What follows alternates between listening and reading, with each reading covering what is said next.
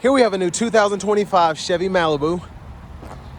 This one comes in the LS trim level. This color is one of my favorites. This is called Nightshade Metallic. We get jet black premium cloth interior. For the powertrain, we get a 1.5 liter turbocharged 4-cylinder engine, and that's mated to a continuously variable transmission. So not a lot of changes since it's got a slight refresh in 2019. But as we come around to the front end here, I still like the styling. I wish we had LED lights, but that's an easy swap out if you want to do that. We just have the halogen headlamps. Again, still like the front fascia, but especially in this Nightshade Metallic. I love this color. Down here, 16-inch aluminum wheels. We get passive keyless entry on the front.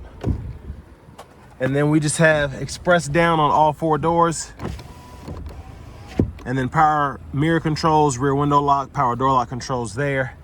Bottle holder, big map pocket, headlamp controls, hood release, and then this is the release for the manual tilt, telescopic steering wheel. But here's our driver's seat. We do get the 6-way, which I like, so we can pump the seat up or down and then control the seat back there and push the seat bottom forward and back there, excuse me.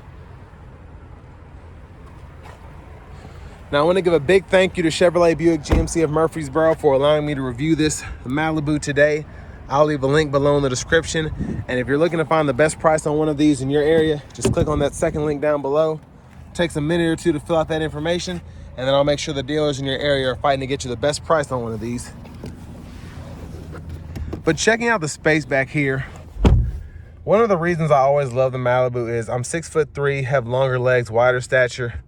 And the seat up front is adjusted for someone of my size, and this is my space behind myself. So I've had two 2016 Malibus, and both of them were always good for hauling around family and stuff because I was usually the tallest. So when I was driving, everybody else was pretty comfortable in the back seat, and always said that these rode very well. So, but we don't have a middle seat that folds down or anything like that. We do have top tethers for the car seats. And then your lower latch anchors are behind here. They're kind of hard to get to, but not too bad, I guess. They're just covered up. One of my favorite things about these is we do get the nice big hanger hooks, and they're very sturdy, so you can hang pretty much whatever you want there, if you so choose. Now, I will say that mine always had the 9-speaker Bose sound system, so mine was always very good in terms of the sound quality. But the 6-speaker system that's stock here is pretty mid, but could be worse, I guess. Now, we do get the standard rear parking sensors here, which I like, to go with your backup camera. And then in here, this one has the inflator kit instead of a spare, but very good room back here as well for the trunk space.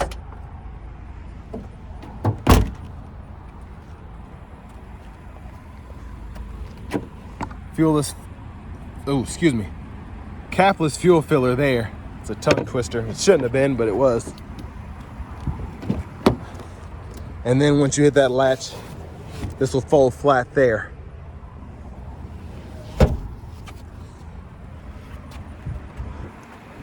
Now, one of the reasons these are so, they're still selling is you get 28 city, 36 highway. And the reliability in these I always found pretty good personally. Glove compartment with owner's manuals.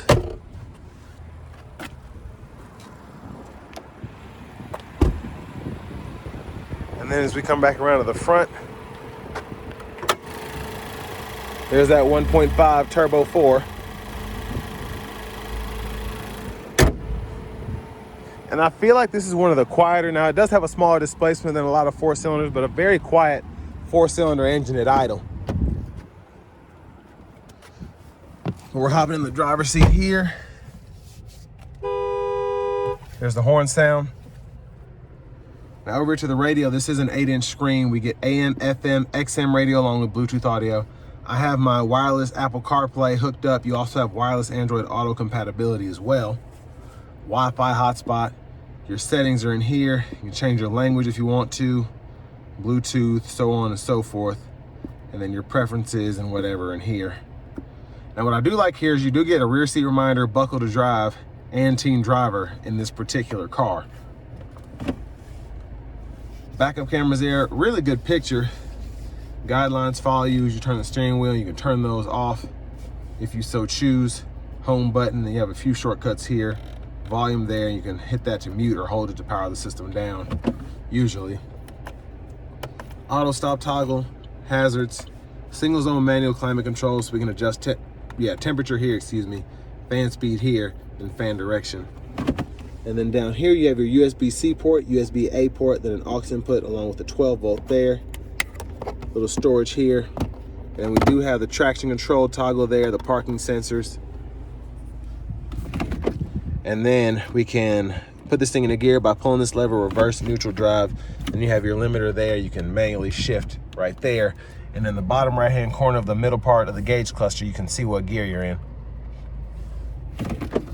Electronic parking brake, pull up to engage, hit the brake, press down to disengage. Bottle holders are there. Another little storage pocket there for change. And then a pretty deep center console cubby space there. And there's a look at the back seat. OnStar's up here. LED dome lights. We have a vanity mirror, but no light there.